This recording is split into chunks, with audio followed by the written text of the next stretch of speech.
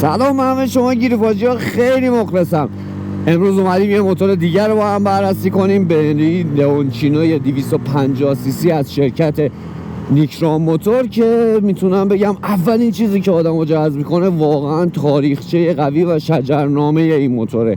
میدونید که بنلی از تقریبا اولین تولید کننده جهان، خیلی قدیمیه و لئونچینو تقریبا سال 1950 با یه موتور 125 سی سی شروع شد و مدل‌های خیلی مختلفی هم تو دنیا داره، از لئونچینو 500 و 800 سی سی بگیر تا 500 و 800 سی سی تریل و حتی 125 هم جدیدن به احترام اون اولین موتوری که لئونچینو بود داره الان تولید میشه توی دنیا. سهم بازار خوبی داره، کلا بنلی سهم بازار بدی نداره تو دنیا.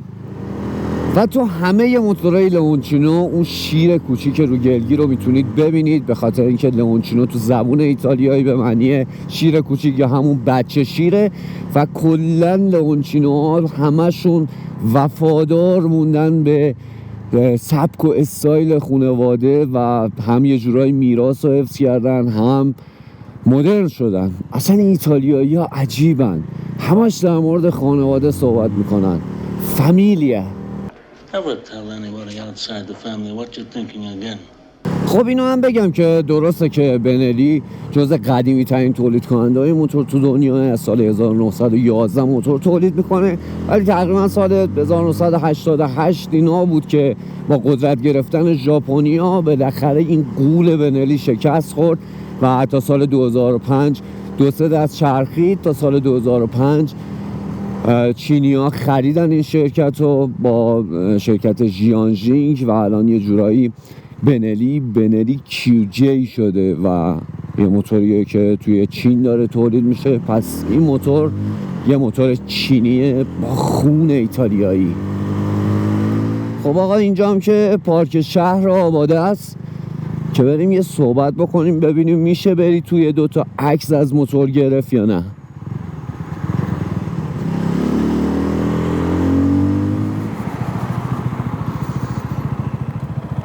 ای بابا امان از این جک. آقا اینا هم بگم اگه چنل گیروپاژ رو سابسکرایب ندارید حتما چنل رو سابسکرایب کنید، به خاطر اینکه کلی موتور و ماشین با هم بررسی میکنیم، تست درایو میکنیم و کلی نکات آموزشی و مکانیکی توی چنل میتونید پیدا کنید. پس همین الان اون دکمه سابسکرایب رو بزنید، زنگوله بغلش هم بزنید که هر ویدیو جدیدی گذاشتم بهتون اطلاع بده. اینستاگرام فالو کنید. دمتون گرم. آقا اراده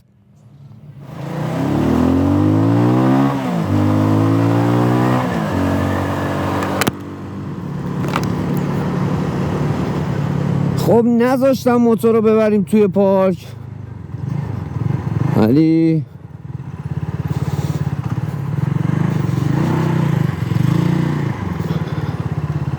اینجا هم برای عکس گرفتم بد نیست.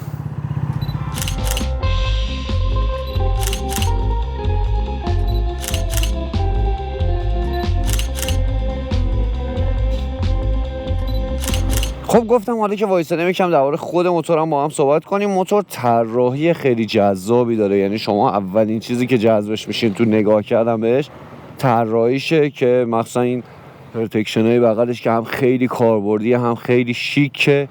یه چراغ LED بیزی شکل رو اینجا داریم که طراحی خیلی جذابی داره و آرم لئونچینو هم اینجا هک شده. عاشق این شیر کوچیکی هم که جلوی جلگیره، راهنمای خوشگلی داره که نور خوبی هم داره. راهنمای عقبش هم شیکه، عقبم قشنگ تقریبا طراحی شده. این چراغ عقبم طرح شیکی داره، تو مایه‌های موتورهای کف ریسره. اگزوز جذابی داره که طراحی شیکی داره، صدای نسبتا بدی هم نداره که دوباره مارک لئونچینو اینجا و اینجا هم میتونیم ببینیم. خب این موتور یه انجین تکسیلندر 4 زمانه 4 سوپاپ داره، یعنی DOHC و میتونه 25.5 اسب توی RPM 9250 بده و 21.2 نیوتن متر گشت داره توی RPM 8000 بده. آب خنک این موتور که رادیاتور آب داره و تقریبا میتونه گرمای موتور رو کنترل کنه. البته موتورهای بنلی انجینای گرمی دارن و حرارت انجین بالا میره. توی این مدل هم همین جوره و انجین تکسیلندش 249 سی سیه و نسبت تراکم 11.2 به 1 داره که تقریبا نسبت تراکم خوبیه. سیستم انجکتور برقی EFI داره و البته انجینش با بندی تکسیلند یا همون TNT 249 یکم متفاوته. مثلا پاشش پرفشار روغن داره این موتور، سیستم احتراقش TLI. روی این موتور فلاپ نمیبینید که خوبه و دیزاین این ایتالی هم اینجا نوشته شده. این موتور یه گیربکس 6 سرعت هم داره که به وسیله زنجیر به چرخهای عقب انتقال داده میشه و کلاچ خیس صفحه روغنی داره. خب شما الان 128 تومن پول پراید، حتی پراید شد 200 تومن. بله. و 2 تا نکته منفی توی طراحی بخوام بگم، یکی این زین باریکه که خورده سواری رو سخت کنه و اون جکش که بعد طراحی شده. شما وقتی جک بالا باشه و سوار موتور باشید خیلی سخت میتونید با پای چپ اینجا رو پیدا کنید، ولی با پای راست میتونید راحت جک رو بزنید، ولی با پای چپ سخته توی حالا بار اول جک رو خیلی راحت پایین بزنید. خب توی قسمت جلوی موتور ما رینگای 17 اینچی آلومینیوم و لاستیکای 120/70 ایران یاسا رو داریم که متاسفانه PLE دیگه تو موتورهای ملی استفاده نمیشه و اگه میخواید از موتور استفاده کنید به نظر من حتما یه جفت لاستیک PLE بندازید، به خاطر اینکه توی کنترل موتور خیلی میتونه تاثیرگذار باشه و عمر بیشتری هم براتون میکنه. و کمک فنر تلسکوپی معکوس رو اینجا داریم و یه دیسک 280 میلیمتری برای ترمزش که البته ABS نیست. توی مدل‌های خارجیش 250 سی سیاش جلوش ABS ولی متاسفانه توی ایران این مدل وارد نشده. به نظر من اگه میخواید وارد کنین مدل ABS شو وارد کنین. البته تولید خودتونه، به من چه. البته تولید که نه، واردات خودتونه، به من چه. داری تولید خودتونه، به من چه. خب توی قسمت عقب موتور دوباره رینگ 17 اینچی آلومینیوم با لاستیک 150/60 ایران یاسا رو داریم، تک کمک روغنی رو اونجا داریم و دیسک 240 میلیمتری ترمز که دوباره ABS نیست. البته در مورد نوع ترمزگیری و ABS و این چیزا توی جاده بیشتر صحبت می‌کنیم. خب از لحاظ سایز و استایل همونجور که می‌بینید موتور یه خورده جثه‌ش بزرگه، یه خورده قلدرطوره و 2 متر و 30 سانت طول موتوره، 1 متر و 38 سانت فاصله دو محورشه و ارتفاع زین تا زمین 81 سانته که تقریبا اگه یه قد حدود 165-70 به بالا دارید خیلی براتون مناسبه که حالا در مورد رایدش هم بیشتر صحبت میکنیم. ارتفاع خود موتور 1 متر و 11.5 سانت، 840 سانت عرضشه و وزن خشک این موتور 155 کیلوه که تقریبا مناسبه.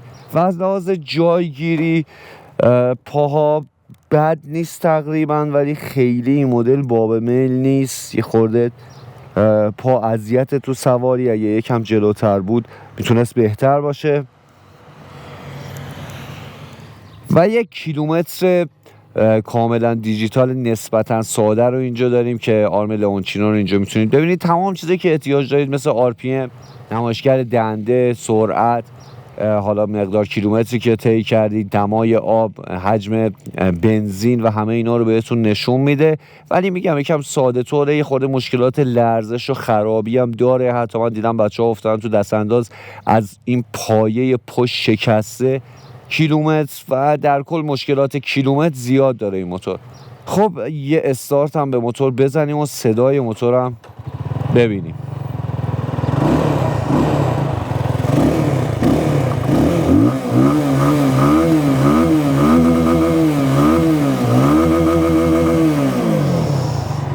خب دیگه کم کم موقعشه که بریم سراغ تست راید موتور.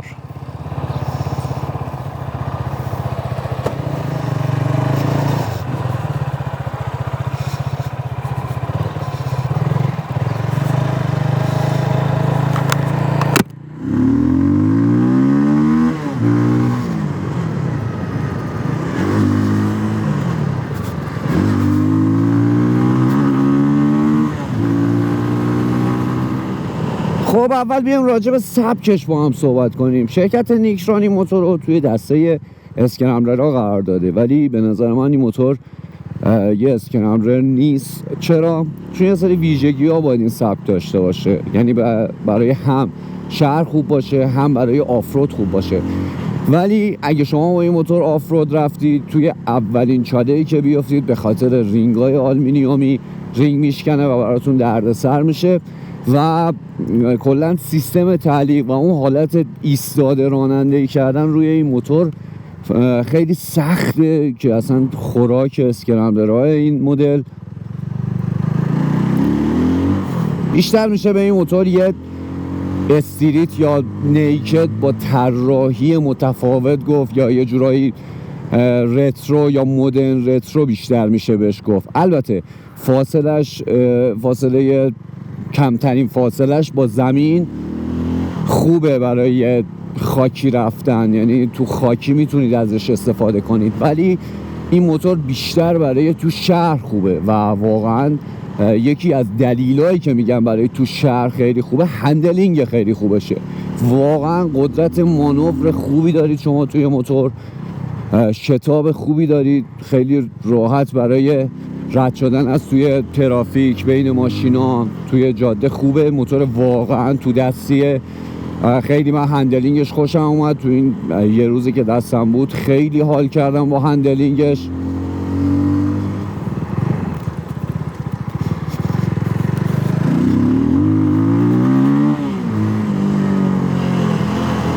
روی دست اندازا بد نیست و شتاب خوبی هم داره موتور که خیلی کمک میکنه برای هندلینگش، ولی یه کم کیفیت سواریش کمه به خاطر حالا اون زینش خیلی زین راحتی نداره، بیشتر قشنگه، حالا هم باریکه هم راحت نیست.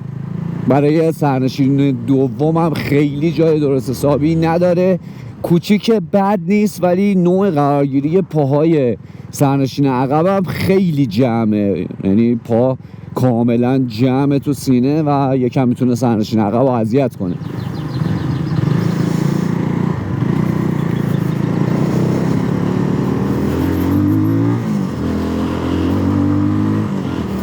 البته الان که دارم فکر کنم متوجه شدم چرا شرکت نیکران اسم یعنی سبک این موتور رو اسکرامبلر گذاشته، به خاطر نمونه های 500 و 800 سی سیش. البته همونام دو نمونه دارن، یعنی یه نمونه برای استریت دارن هر کدومش، یعنی 500 استریت و 500 تریل و 800 استریت و 800 تریل که به تریلاش میشه اسکرامبلر گفت.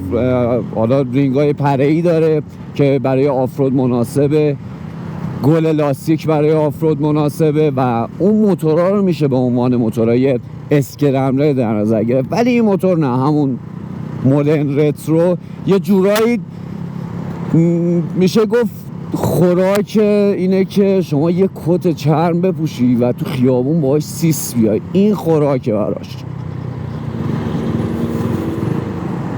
خب درباره قرارگیری پاها، نوع پاهای راننده، من اولی که سوار موتور شدم یاد 180 افتادم، به خاطر اینکه حالا نوع قرارگیری تو اون موتور یکم اذیت کننده است و دوباره این سبک بود، گفتم دوباره اون حالت رو دارم، زانو درد رو میگیرم. ولی نه، الان تقریبا یه چند ساعتی دارم باهاش رانندگی میکنم، واقعا خیلی اذیت کننده نیست، بهش عادت کردم، زانوم اذیت نشده و به خاطر حالا اون حالت جلویی که داره اگه قد بلندی هم داشته باشید اذیتتون نمیکنه.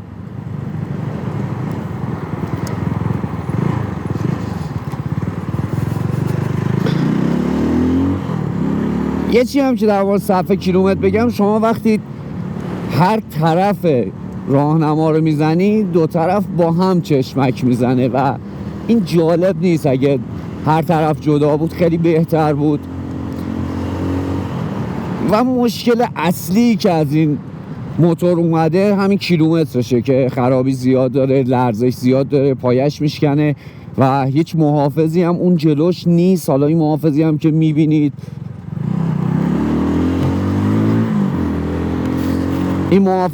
میبینید، خود صاحب موتور با سلیقه خودش ساخته و اضافه کرده به موتور که خیلی خوبه. اگه میتونید حتما براش محافظ کیلومتر بذارید. این موتور شاسی فولادی هم داره که کلا شاسی خوبی داره، به خاطر حالا اون که میراث خانواده لئونچینو رو حفظ کنن، مثل حالا 500 میمونه و شاسی قرص و محکمی داره.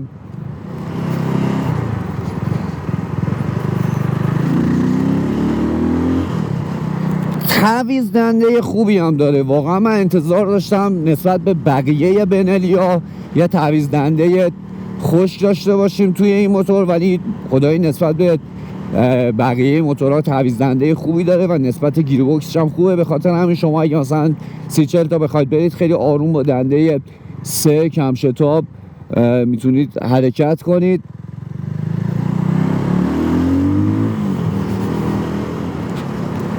ولی لئونچینو در کل متریال خوبی داره، میشه گفت یکی از بهترین موتور بنلی از لحاظ متریال و واقعا من خوشم اومد ازش.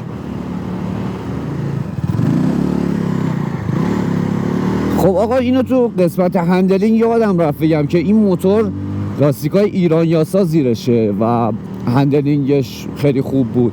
شما ببین اگه لاستیک پی‌الی زیر این موتور بود چقدر هم هندلینگ بهتری داشت، هم قابل اطمینان تر بود و شما با خیال راحت تری میتونستی سوار موتور بشی. یکی از مشکلات شایع توی بنلیا مشکلات ترمزشه که حالا هم کیفیت خوبی نداره، هم ABS نیست. من کلا نمیگم موتور حتما باید ABS باشه، چون تو ویدیوهای قبلی هم گفتم ABS زمانی خوبه که شما یه دکمه اینجا داشته باشه بزنی و ABS خاموش بشه تو مواقع لزوم، مثل موقعی که بارون میاد ABS رو روشن کنی، یعنی همیشه توی مدار نباشه. و با نوع ترمزگیری صحیح خیلی بهتر از ABS حتی شما میتونی موتور رو کنترل کنی. ولی کیفیت ترمز خیلی مهمه که توی این موتور کیفیت ترمزها خیلی بهتر از بقیه بنلی‌ها، مثل بنلی تکسیران یا بنلی جفت. واقعا کیفیت ترمزها بهتر بود، مخصوصا ترمز جلو. لرزش و صدای نسبتا پایینی هم داره و اگه به موتور خوب برسید، آچارکش شده باشه، صداش و لرزشش خیلی کمتر میشه. پشت چراغ قرمز وایسیم. این موتور یه باک خوشگل 12 لیتری 12.5 لیتری داره که نسبت به حالا 3.5 که میسوزونه، حدوداً 3.5-4 که میسوزونه نسبت به گفته بچه ها میتونه مناسب باشه. به قول داشتیا 4 تا 4 40 تا چراغ. در مورد سیستم تعلیق و سواریش هم بخوام بگم، یه سواری نسبتا خشک داره. کمک فرمان‌های جلو بهتر از کمک فرمان عقبه. کمک فرمان عقب خیلی خشکه، یه جوره یه سواری خشک دارید و با این زین باریکی که اذیتتون هم میکنه یکم میتونه اذیت کننده باشه، ولی برای توی شهر نه که شما بخواید پیاده بشید. به خاطر حالا این چیزاش خیلی این موتور رو برای توی جاده بهتون پیشنهاد نمیکنم. حالا دیدم بچه‌ها با این موتور سفرهای طولانی هم میرن، ولی بیشتر برای تو شهر این موتور خوبه. ولی توی جاده میریم و تاپ اسپید و 0 تا 100 رو حتما میگیریم.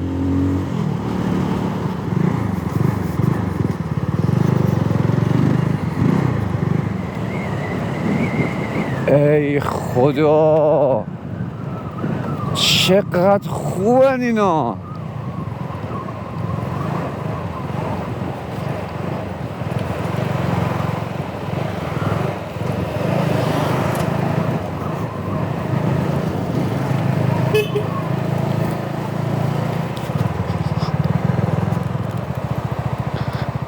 آقا خیلی مخلصم.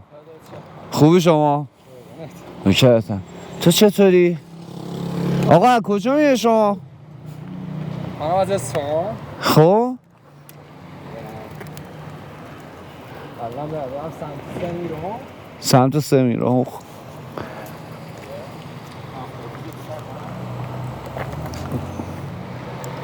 یعنی میگردی با دوچرخه؟ آره دیگه ایران گرد میکنم. خب آقا عالی. بعد با همین کوچولو؟ اسم این کوچولو چیه؟ بوچ بوچ اولین سگ سایکل توریست ایران. دست خوش بیا اینجا بینم. بوچ من تو همه ویدیو هم تقریبا سگ هست. من چون خودم هم سگ دارم هر جا میرم وسط ویدیو گرفتن یه چند تا سگ میاد. آره سگ دوچرخه سوار ایران. آقا این دوتا یعنی فرزان و بوچی خیلی خوب بودن، خیلی باحال. آدم با سگش با دوچرخه کل ایرانو بگرده و چون خودم لذت بردم برای شما هم گذاشتم شما هم لذت ببرید توی ویدیو. و دیگه بریم سراغ بررسی خودمون. حالا اومدیم اینجا پارکینگ پیدا کردیم، بذار شعاع دور زدنش هم تست کنیم.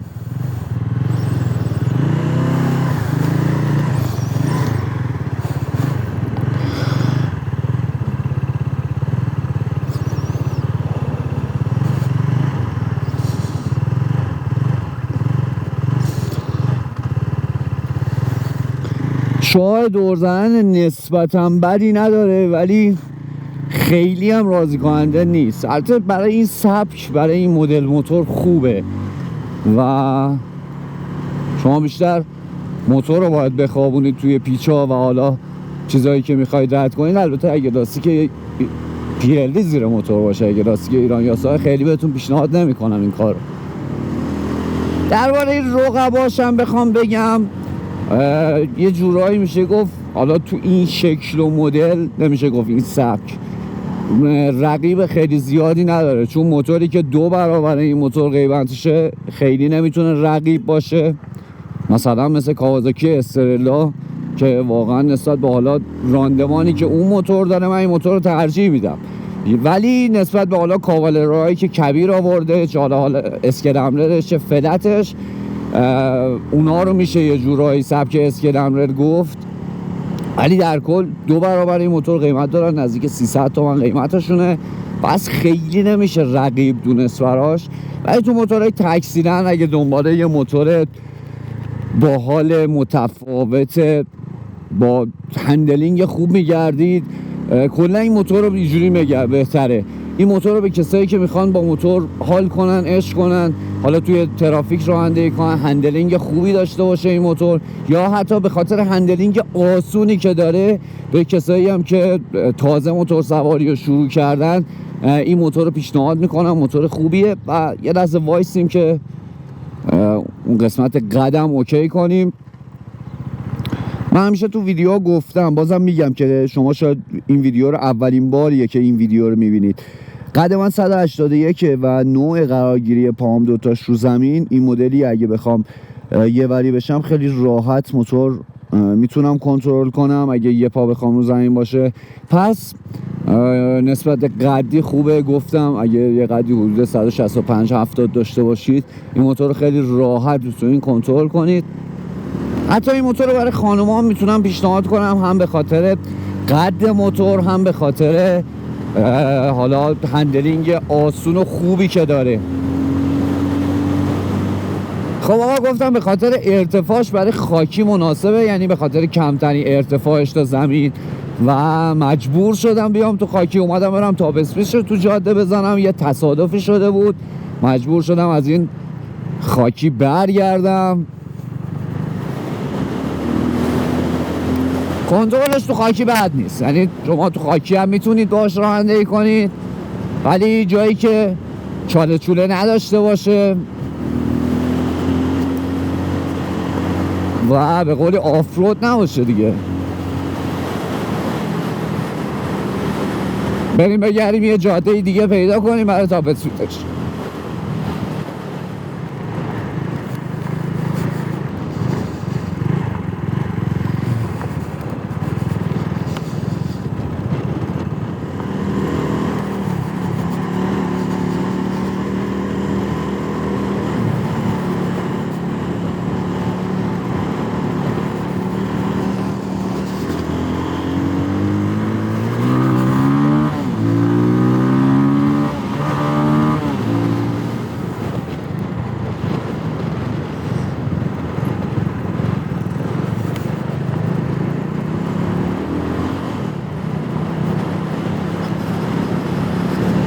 آقا درباره این قسمت فرمون اینا بخوام بگم، یه فرمون یه تیکه داره که حالا هم عرضش خوبه هم زاویهش تو دست، کلیدا تمامو داریم از بوق و کیل سویچ و چراغ پلیسی و چیزای دیگه.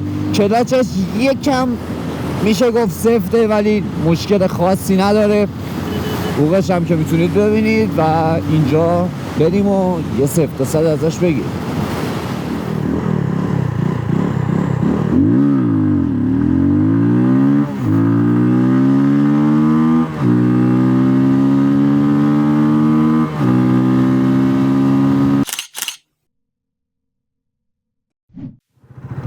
خب شتاب 0 تا 100 با هم دیدیم، بریم گیری بوکس هم یه تست بکنیم و یه تاپ اسپید هم باهاش بزنیم.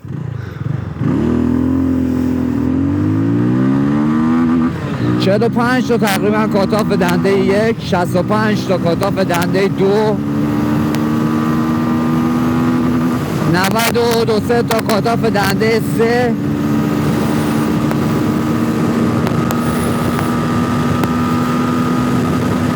118 تا کاتاف دنده 4،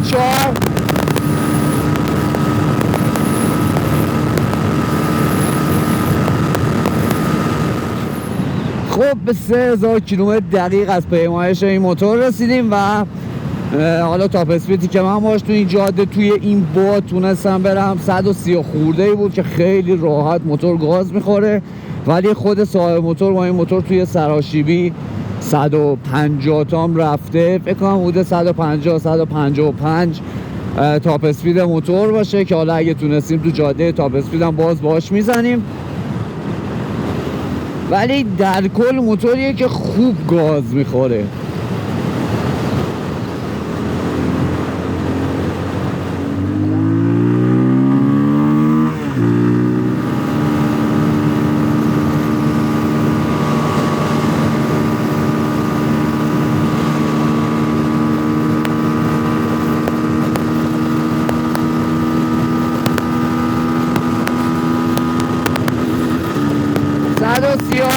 تا کاتاف دنده 5،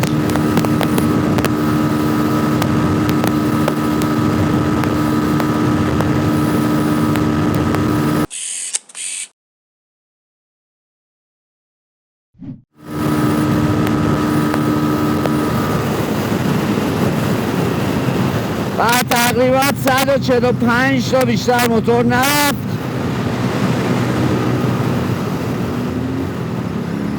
خب آقا اول یه چیز در مورد تاپ اسپید با موتور بگم که من هر موتوری که باهاش تاپ اسپید میگیرم قبلش 100% از صاحبش اجازه میگیرم و اون صاحبایی که اجازه بدم با موتور تاپ اسپید و 0 تا 100 گرفته بشه میگیرم و تو ویدیو میذارم. و آقا اگه بخوام یه جمع‌بندی بکنم این موتور رو، یه موتوریه که واقعا گازخور خوبی داره، حالا دیدید گازخوراشو، شتاب خوبی داره، هندلینگ خوبی داره، خیلی موتور تو دستیه و واقعا من از این چیزاش خوشم اومد. یکم کیفیت سواریش پایینه، زینش یکم اذیت کننده است، یکم سواری خشکه، ولی برای توی شهر قدرت مانور خیلی خوبی دارید. و اگه دنبال یه موتور استریت پررو هستید که تو شهر لایی بکشید ولی نکشید، حواستون باشه و کلا با موتور کیف کنید، این موتور خریدش رو بهتون پیشنهاد میکنم. در مورد قیمتش هم این روزا قیمت ها خیلی بالا رفته توی این چند روز و این موتور به 127,600 توی سایت بنلی رسیده که تقریبا با هزینه سند و این چیزاش 128 تومن در میاد و نسبت به حالا قیمت های دیگه مثل 103-4 تومنی که بنلی تکسیدن داره، به نظر من این موتور خیلی سر از موتور بنلی تکسیدن و میارزه که بیشتر هزینه کنید و این موتور رو بگیرید. هم یه استایل خوب دارید، هم هندلینگ و انجین بهتری دارید. آقا در مورد خدمات این موتور هم بخوام بگم و حالا قطعاتش و این چیزا، اول اینکه قطعات گرونی داره، حواستون باشه که اتفاقی برای موتور نیفته. حالا یه خورده مثل سنسور دمای آب و این چیزا میسوزه که عادیه مخصوصا توی بنریا، ولی شرکت نیکرون واقعا دمش گرم، خدمات پس از فروش خوبی داره، قطعات این موتور هست و این خیلی خوبه که هم موتور هست هم قطعاتش. و در مورد حالا نحوه نگهداریش، چون کلا بنلیا قدرت تراکم بالایی دارن و انجین گرمتری دارن، بهتون پیشنهاد میکنم حتما از روغن خوب توی این موتور استفاده کنید که کیفیت بالایی داشته باشه، جاسوهای MA2 باشه و حتما از اکتان یا بنزین سوپر توی این موتور استفاده کنید، چون بنزین یورو 5 احتیاج داره این موتور و راندمان کاری رو خیلی بالاتر میبره. آقا یه چیزی هم در مورد داغ کردن انجین بگم، با اینکه امروز من خیلی به موتور فشار آوردم تا به اسپید 0 تا 100 و خلاصه موتور خیلی فشار اومد، دمای آب خیلی بالا نیومد که نشونه خوبیه، پاهم هم گرمای انجین اذیت نکرد و توی این موردم خیلی بهتر از مثلا بنلی تک سیلندر و جفت سیلندره. خلاصه دمتون گرم که تا اینجا این ویدیو با من همراه بودید. اگه سوالی دارید توی کامنت ها بپرسید و اگه صاحب این موتور یا تجربه ای از این موتور دارید حتما تو کامنت ها با بقیه بچه ها شیر کنید که اونا بتونه تو خرید بهشون کمک کنه. خیلی مخلصم دیگه، چیز دیگه هم نمونده دیگه. این شما بود و این لئونچینو. فعلا تا ویدیوی بعدی، خداحافظ.